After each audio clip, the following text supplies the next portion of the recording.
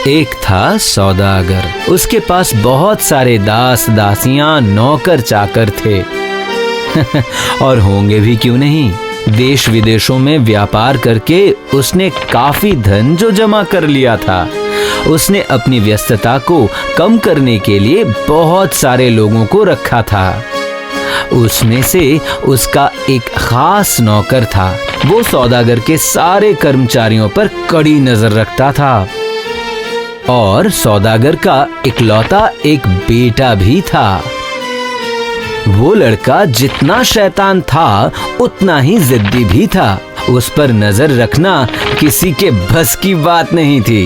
एक दिन क्या हुआ, चलो मैं बताता हूँ।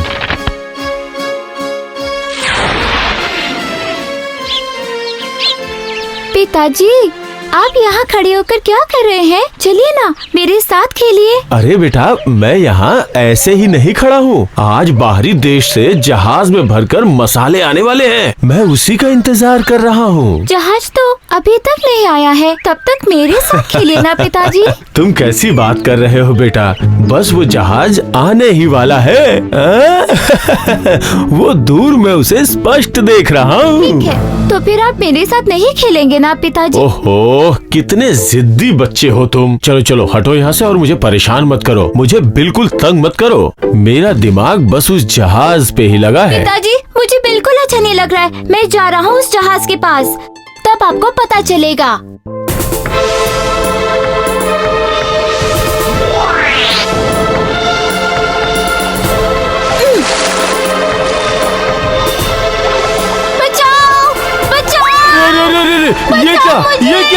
ये क्या किया तुमने? अरे कोई है, कोई है, मेरे बेटे को बचाओ। इस गहरी नदी में वो डूब कर मर जाएगा। अरे तुम लोग खड़े खड़े देख क्या रहे हो? अरे कोई जाओ और मेरे बच्चे को बचाओ।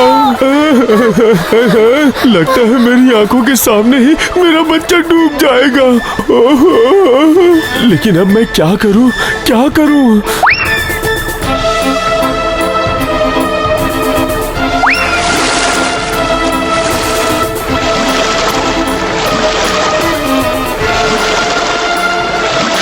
हे ऊपर वाले, मेरे बच्चे की मदद कर। लगता है वो जरूर मेरे बच्चे को बचा लेगा।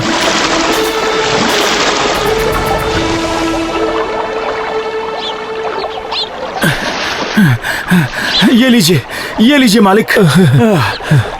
डरने की कोई बात नहीं है। आपके बेटे को कुछ नहीं हुआ है। वो अभी होश में आ जाएगा। घबराइए नहीं। शाबाश, आज तुम्हारी वजह से ही मेरे बच्चे की जान बच गई। बोलो क्या चाहिए तुम्हें? मैं क्या चाहूंगा मालिक, मैं तो आपका दास हूँ। मैं आपसे क्या चाह सकता हूँ? मुझे कुछ नहीं चाहिए मालिक, मुझे कुछ नहीं चाहिए। ठीक है, जाओ।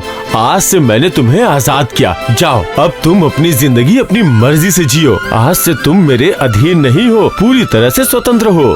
वो तो ठीक है मालिक, पर अब मैं करूँगा क्या?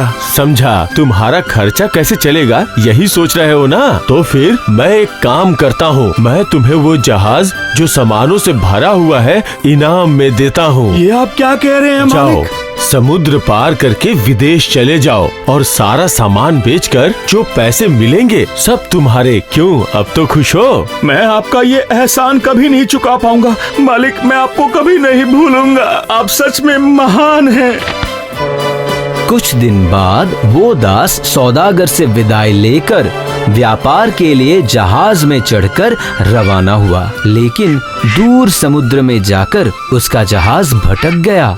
वो किनारे की तलाश में समुद्र में घूमते ही रहे। समुद्र में अचानक एक दिन बहुत बड़ा तूफान आया।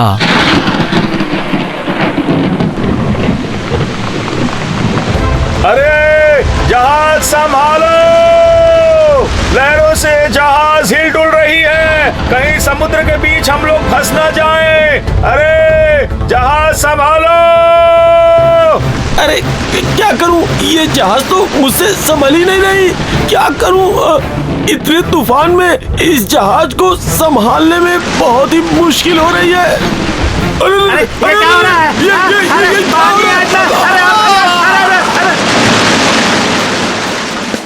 इस तूफान की वजह से व्यापार नहीं हो पाया। उस भयंकर तूफान ने जहाज को तहस नहस कर दिया। सारे लोग और सामान तितर बितर हो गए और जाने कहां खो गए। लेकिन वो दास किसी तरह बचकर एक द्वीप पर आ पहुंचा।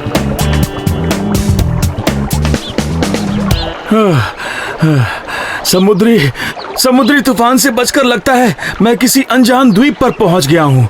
चलो चलो, कम से कम जान तो बच गई। जहाज का नामो निशान भी नहीं बचा है। जहाज तो नजर भी नहीं आ रही है। लगता है वो लोग भी बचे नहीं हैं। लेकिन अब मैं इस निर्जन द्वीप पर करूंगा क्या? लगता है अब मैं बच नहीं पाऊंगा। धूप में जलकर मर जाऊंगा। और यहाँ खाने के लिए कुछ भी नहीं है। बहुत बहुत बहुत भूख लगी है। यहाँ बैठने के बजाय अगर मैं द्वीप में घूम कर आऊं तो हो सकता है कि मुझे कुछ खाने के लिए मिल जाए। चलो चलकर देखता हूँ।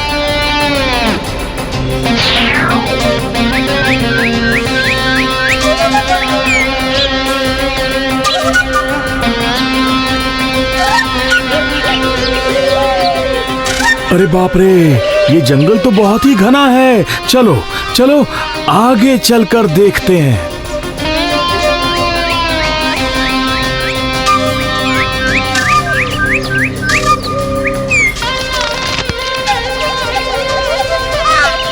अरे बाप रे, ये तो बहुत बड़ा मैदान है और मैदान के बीचों बीच ये बड़ा सा महल। मुझे भूख लगी है, जाकर देखता हूँ। हो सकता है खाने के लिए कुछ मिल जाए। मुझे लगता है ये एक बहुत बड़ा शहर होगा। ये तो चमत्कार हो गया। जरा अच्छे से देख कर आता हूँ, कहीं मेरी आंखों से धोखा ना हो जाए। देखता हूँ, क्या पता। ना ना ना ना ना ना, मेरी आंखें धोखा नहीं खा सकती। सामने बहुत सारे लोग बाहर आ रहे हैं। लगता है वो तो मेरी तरफ ही आ रहे हैं। अरे अरे अरे, बाप रे, कहीं मैं मुसीबत में ना फंस जाऊं। अगर मैं फंस गया तो ना जाने मेरे साथ क्या होगा। हे ऊपर वाले, मुझे बचाओ। महाराज का स्वागत है। महाराजा दीर्घायु हूँ। ये लोग तो मुझे महाराज कह के बुला रहे हैं। कहीं मुसीबत में फंस गया तो मुझे दिमाग से काम लेना होगा। हाँ, अरे छोड़ो मुझे। आखिर मैंने किया क्या है? अब ये क्या मुसीबत है? आप लोग छोड़ दीजिए मुझे। मैं कहीं का महाराज नहीं हूँ। अरे क्या मुसीबत है? हाथ छोड़ो छोड़ो छोड़ो मेरा हाथ। क्या कर रहे हैं आप लोग? छोड़िए मुझे। अरे नहीं नहीं नहीं, कैसी बात कर रहे हैं महाराज? हम आपको छोड़ दे, ये गलती हम कभी नहीं कर सकते। हम तो आपको आदर सत्कार के साथ ले जाएंगे अपने साथ। अरे आओ आओ, तुम सब मिलकर राजा जी को गाड़ी में बिठाओ। अरे जरा रुकिए तो सही। आप लोग कर क्या रहे हैं?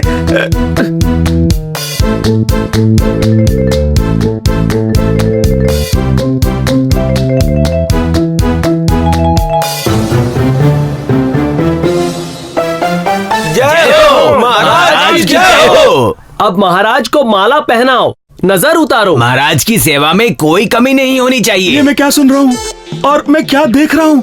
नहीं, ये कोई सपना तो नहीं है, सच में। तो फिर इन लोगों का कहीं दिमाग तो खराब नहीं हो गया, इसीलिए ये लोग ऐसा कर रहे हैं। बहुत बड़ी मुसीबत में फंस गया। महाराज आप क्या खाएंगे? आज्ञा दीजिए महाराज। फल मिठाई जो कहेंगे सब ले आऊंगा।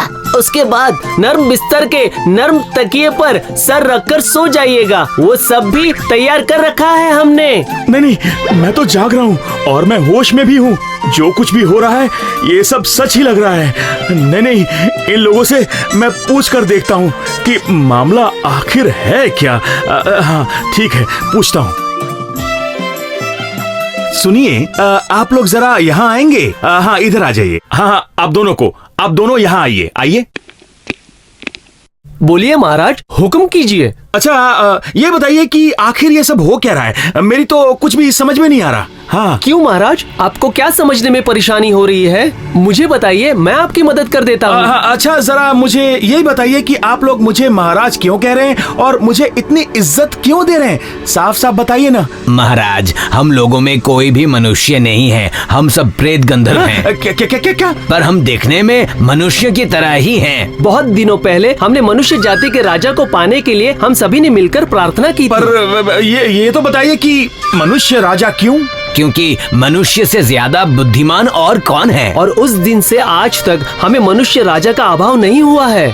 हर साल एक आदमी यहाँ आता है और हम उसे 1 साल के लिए राजा बना देते हैं, लेकिन उसका राज तो सिर्फ 1 साल के लिए ही होता है। लेकिन उसके बाद उस राजा के साथ आखिर होता क्या है? होगा क्या? साल पूरा होते ही उसे राज्य छोड़कर जाना पड़ता है और उसे जहाज में बिठाकर रेगिस्तान भूमि में छोड़ दिया जाता है, जहाँ मामूली फल के अलावा कुछ नहीं पाया जाता है। अरे बाप रे, ये तो बहुत डरावना मामला है। इसमें डरावनी की बात क्या है? वो तो वहाँ जाकर पता चलेगा। सारा दिन काम करने के बाद घर जाकर वहाँ एक गिलास पानी भी नहीं मिलेगा। हाँ, वो तो ठीक है, लेकिन उसके बाद आपका राज्य कैसे चलेगा? हाँ? क्यों नहीं चलेगा? वहाँ से हमें नया राजा मिलेगा। ऐसा तो सालों से चलता आ रहा है।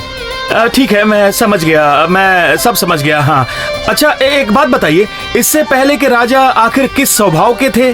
जरा बताइए ना, मैं जानना चाहता हूँ। वो सब तो बड़े आलसी और विलासी थे, कुछ काम के नहीं थे। ऐसे वैसे आलसी नहीं थे, वो तो बहुत बड़े आलसी थे। वो दिन भर खाना खाते थे और सिर्फ सोते थे। हाँ, और साल खत्म होने के बाद क्या होगा ये कोई नहीं सोचा था। अच्छा ठीक है, आप लोग जाइए। साल खत्म होने के बाद मेरा क्या होगा, ये सोचकर ही मेरी नींद उड़ गई। जिंदा रहने के लिए कोई ना कोई उपाय तो निकालना ही पड़ेगा। हाँ, लेकिन कैसा उपाय? दिमाग काम नहीं कर रहा। हाँ, उपाय सोचने के लिए पहले सोना पड़ेगा।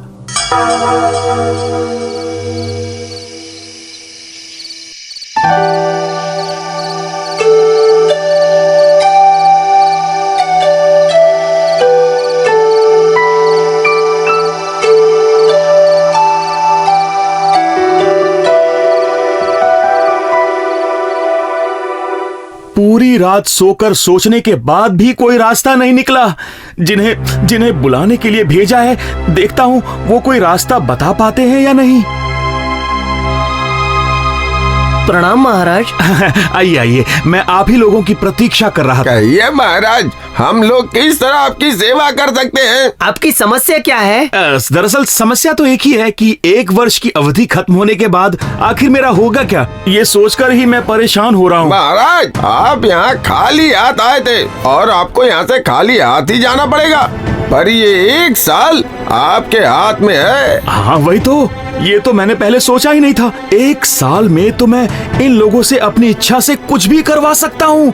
हाँ सही है। हाँ वही तो, आपने अच्छा किया, अपने भविष्य के बारे में परामर्श किया। अपना भविष्य अपने ही हाथों में होता है, चाहे आप उसे संवारे या चाहे आप उसे बिगाड़े, ये आप ही तय कर सकते हैं। हाँ सही कहा आपने। अब मुझे क्या करना है वो तो मैंने सोच लिया है। अब मुझे कुछ ऐसे लोगों की जरूरत है जो मेरे कहे मुताबिक काम कर सकें। आप तो बहुत चतुर हैं महाराज। मैंने बोला नहीं कि आपने समाधान भी निकाल लिया। समाधान ही नहीं निकाला, मैं इन 1 वर्षों के लिए पूरी तरह से तैयार हूँ। आपकी योग्यता पर हमें पूरा भरोसा है। हम जान गए हैं, अब जो भी करेंगे यकीनन बहुत ही अच्छा करेंगे।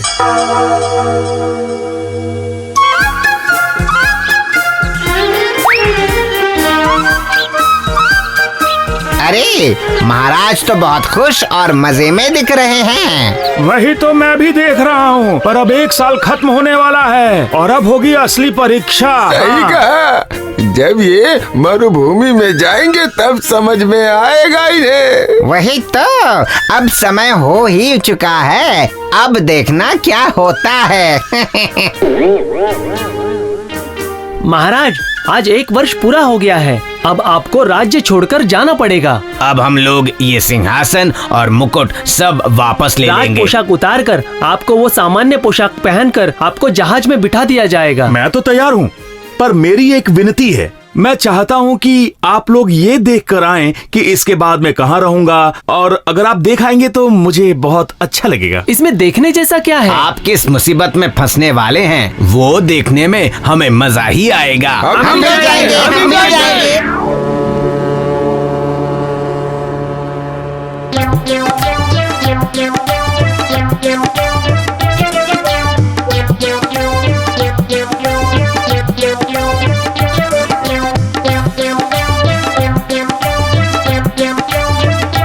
क्यों, देखकर कैसा लग रहा है? ऐसा ही सोचा था ना आप लोगों ने?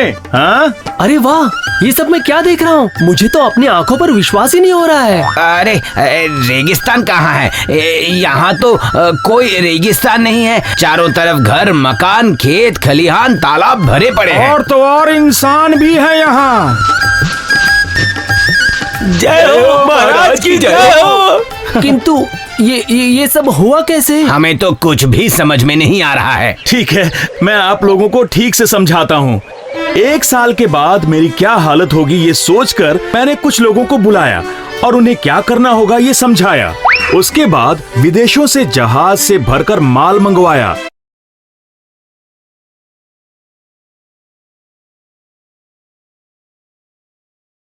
इधर मैं अपनी जिंदगी आपकी तरह से जीने लगा और उधर मेरे लोग दिन रात एक करके परिश्रम करने लगे। एक के बाद एक घर और मकान बना डाले उन्होंने। फूलों के बागीचे और खेती की व्यवस्था कर दी। पूरा का पूरा खेत धान से भर गया। लोक लश्कर सारी चीजें, पौधे, चारे, फलों के बीज और पशु पक्षियों को मंगवाकर मैंने इस जगह को सुंदर बना दिया है। देखा आप लोगों ने? क्यों? एक बार जरा गौर से देख लीजिए, क्योंकि मैं पुराने राजाओं की तरह नहीं सच में हुआ। आपकी कोई तुलना नहीं है। आप सच में बहुत महान हैं। हाँ, सच में। फिर सभी मिलकर खुशी से उत्सव मनाने लगे। शंख घंटा बजाकर लोगों ने राजा को ले जाकर सिंहासन पर बिठाया। जिस राजा का राज बस 1 ही साल के लिए था, वो हमेशा के लिए वहाँ का राजा बन गया और अपने प्रजा के साथ वो हंसी खुशी वहाँ जिंदगी बिताने लगा। एक सौदागर का दास एक राज्य का महाराज बन गया।